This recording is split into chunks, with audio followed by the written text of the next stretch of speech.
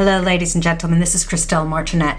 And today and yesterday, since yesterday after I stopped doing the video that I was live with Sushant, channeling Sushant, conversation with Sushant,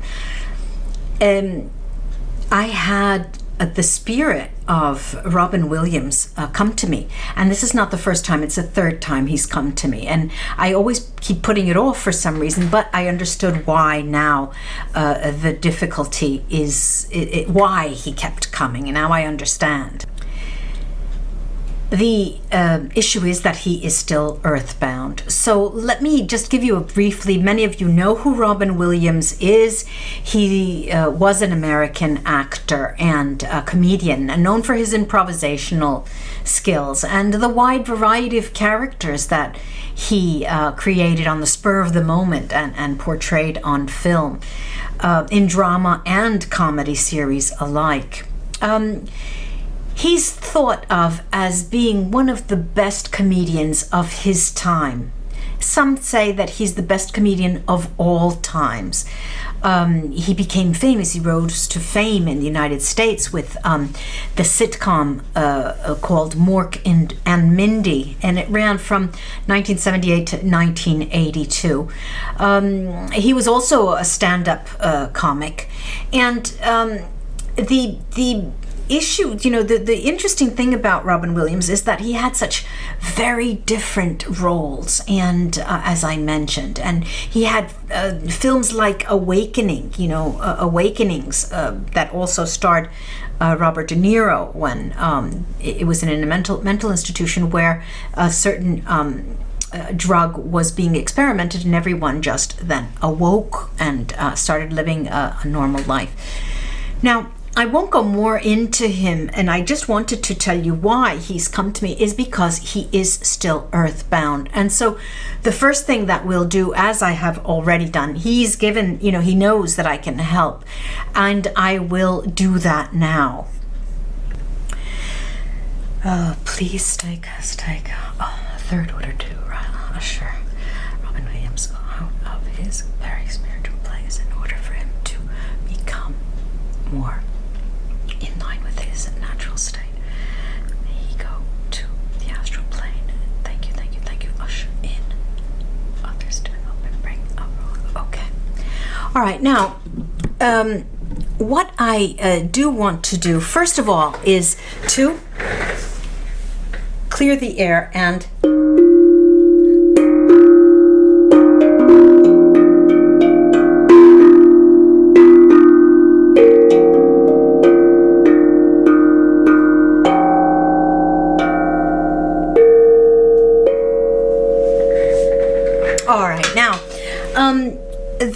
the messages from Robin Williams started early in the morning. And what were they? And I will give you what he's already communicated to me in order for us to understand where he's going, because he knows that I'm channeling him and conversing with him today. All right, the idea was, and every now and then you'll see me reaching up for my, I have my microphone up here, and every now and then it just keeps going farther away, so I'm hoping that the sound doesn't change. All right, what was his message? The first thing that he said to me, please tell everyone that I was a comedian, but my life was far from comic. And he said that the most important thing that I want to show people in relation to my life and what happened to me is that try never to please those who expect something from you that you cannot give them at that moment. Perhaps make a promise, even make a promise, which would be better than giving something that you cannot. And this is always in relation to his profession, being a comedian. Also, he said, try to pepper. He used the word pepper. Try to pepper, put comedy in those moments of your life that are not comic. Use what he called irony, irony. He kept yelling this in the morning. Irony, irony. Use irony to be able to look at yourself so that you can get a better perspective of who you are, what you're doing, and what you like and don't like about your life. Another important message that he was giving me very early on, it was just as I woke up, was about making money and earning money. And he said, today, people in this time, day, and age should think of earning and gaining finances and money only in a second moment. Your prime goal should be to be of use, to have purpose, and to have a certain meaning in your life that you can accept, that you would accept, and that's you would want for yourself. All right, so now let's go down and have him give us direct messages here.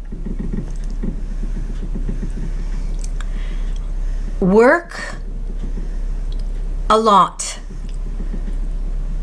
but play a lot. And when I say play, I mean in earnest. In earnest. Truthfully translate and interpret the word play. It must be delightful. It should never be laden with too much responsibility, and there should not be a race between you and yourself. Lots of people will want you and ask you for help, especially if you become famous or if you come into money.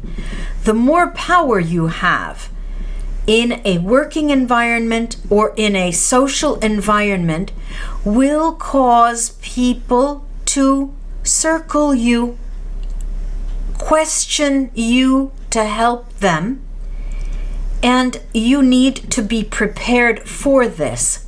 But help takes many forms. Help is a friendly word and a conversation. The greatest failure of mine is that I did not converse just to speak. I was always projected in a movie or in a show where that reality became my reality. But real people, family, was out of my radar most of my life. I played a game. I raced against myself, and I created a situation that saw me always wanting to improve and have more. My drug addiction was the result of attempting enhanced performance. And as I grew older, I also grew a bit wiser and saw that most of my life was a failure.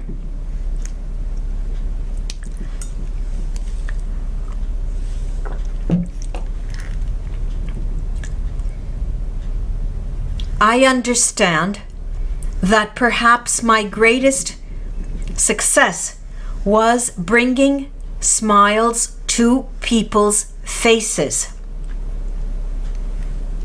was the ability to make people laugh or cry in my more dramatic roles. I squandered so much money and wasted so much time on habits that then destroyed me. Remember, if you are to have some level of satisfaction with your existence, it needs to come to you from direct contact with a human being. And I wore too many masks that in the end I didn't realize which was my own face. It is true, I committed suicide, and the reason was because I no longer was able to live in a healthy fashion. My health was destroying me. I became ill, and I saw a process of mental illness develop rapidly. I did not want to deal with that. And many might judge me for thinking that I was selfish. But to them I say, judge not. Only when you are in my shoes can you see my pain. I have now crossed over. Universal time is different from time on earth. I know I will reincarnate. I know that this new life will have nothing to do with entertainment. I also know that I will suffer dearly and greatly from mental illness. It is a challenge that my soul wants to learn, a life lesson I need to experience again because I was unable to do it in my last life. To those of you who suffer from depression or who think you suffer from depression, ask yourself if you can recognize yourself when you look in the mirror. If you can, then you are still in time to snap out of it.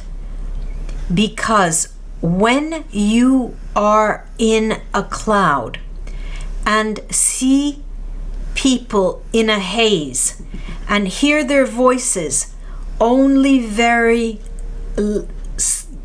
low and hear them from afar, that is when you can say you are in a period of depression or are in a depressed state.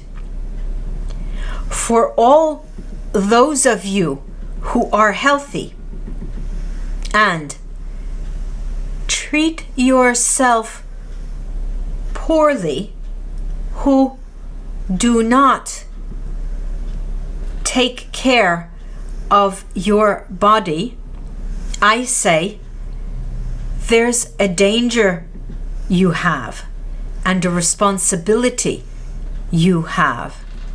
Because if you squander your health, it will come to haunt you as you grow older.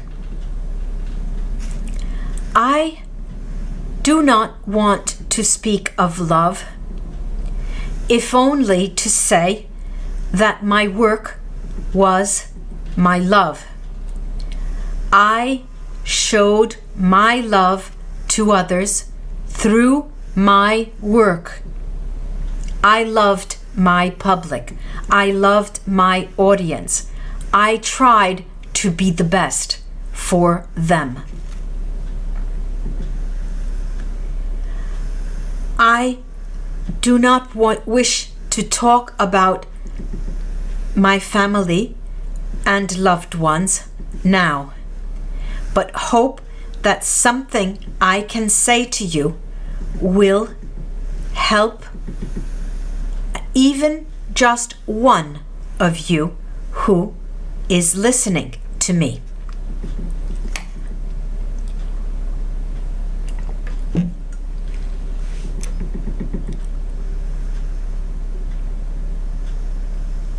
There is a movie. There was a movie I made about teaching. You know this movie very well. For me, that was and is still represents what life is. You can influence the hearts of many, or you can influence the heart of a few. What happens to you in both cases has nothing to do with your influence and your greatness. It has to do with the love you have in your heart to give those who you work with.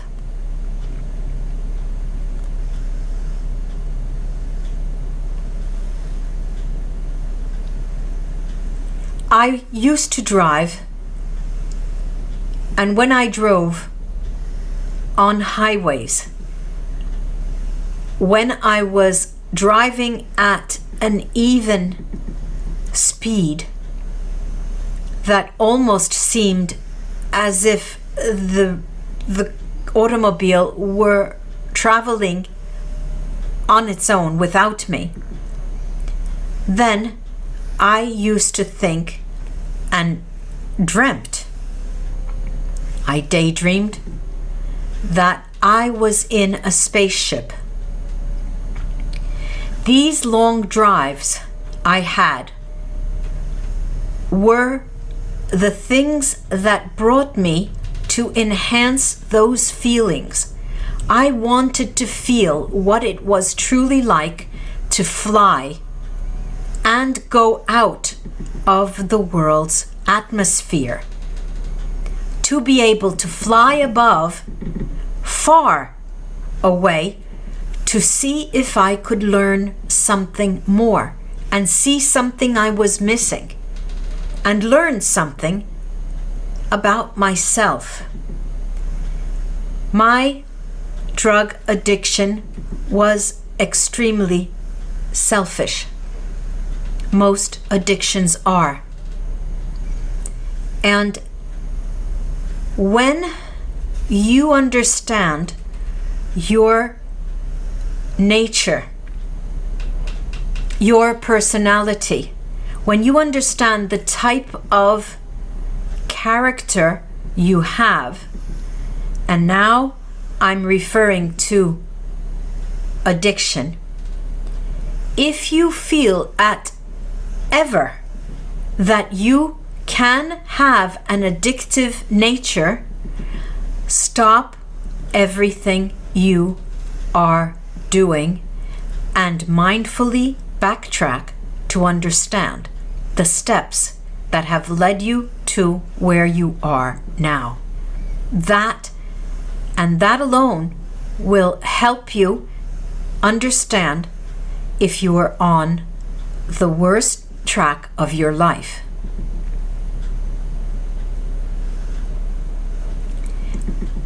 Many times I have asked for help, I have sought help, and I got help.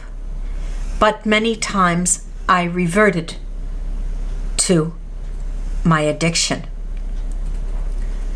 I can hide behind a story. I can hide behind a narrative that tells you that I was weak. But it was not weakness that brought me to my suicide. It was my conviction that I was no longer of any use to anyone on this earth. It was my last exit, and I went off stage. You may ask, now, do you regret having committed suicide? No, I have no regrets, because I know I will have the opportunity to face those challenges I did not face in my past life, and those challenges that I was not able to face then, I will stand to those challenges in another life. Irony, as I said before, is very difficult for a comedian, because irony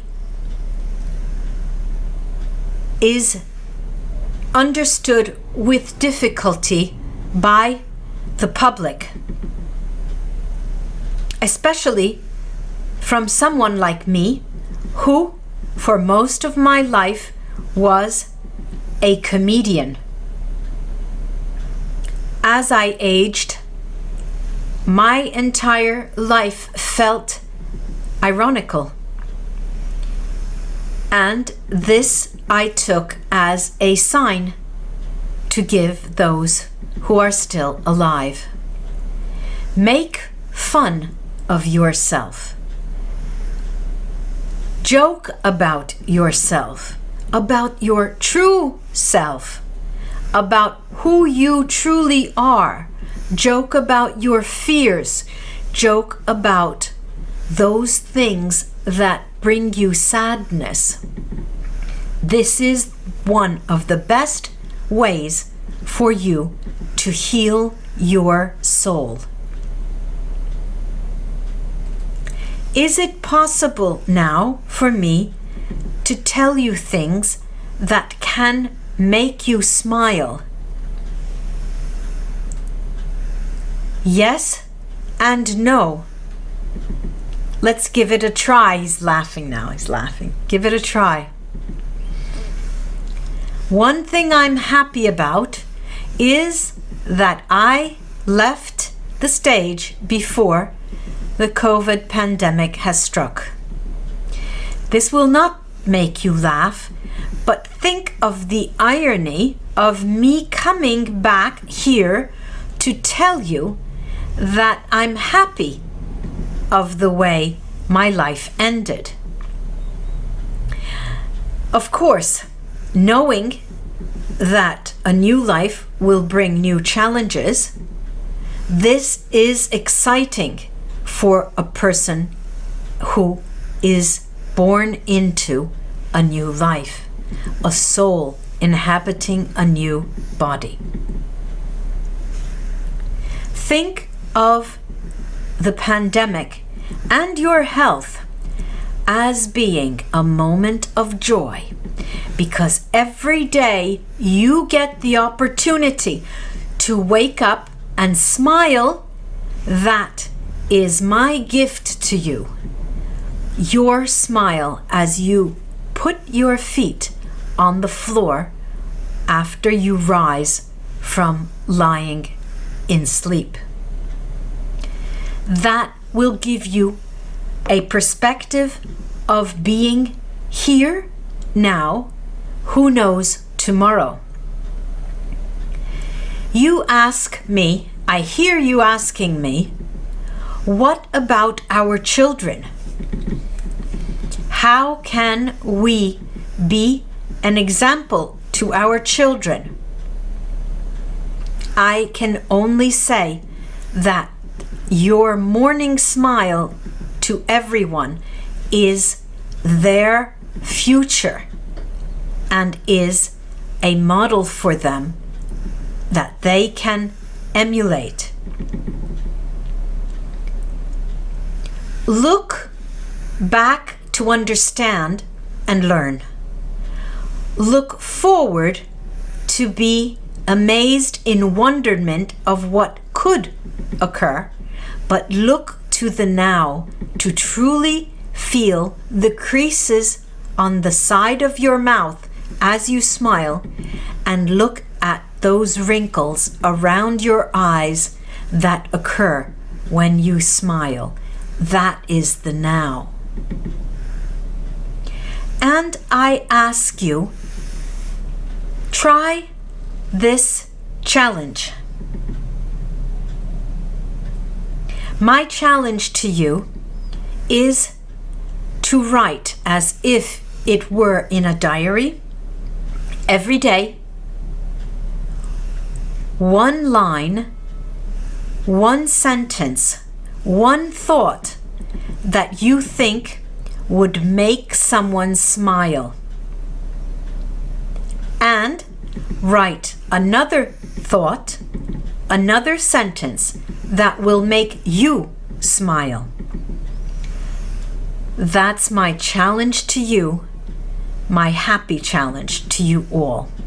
Thank you so much for listening and for helping me cross over. Goodbye. So solemn. This was so solemn. You know, I got the impression that I can't remember what was said, obviously, but I felt that his voice was like a sermon, you know? It was as if it were a sermon of a high priest who was telling us that, giving us a sort of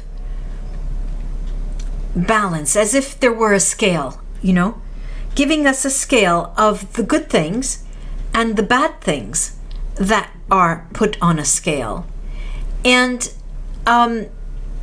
trying to say to us that this is life. This is truly life.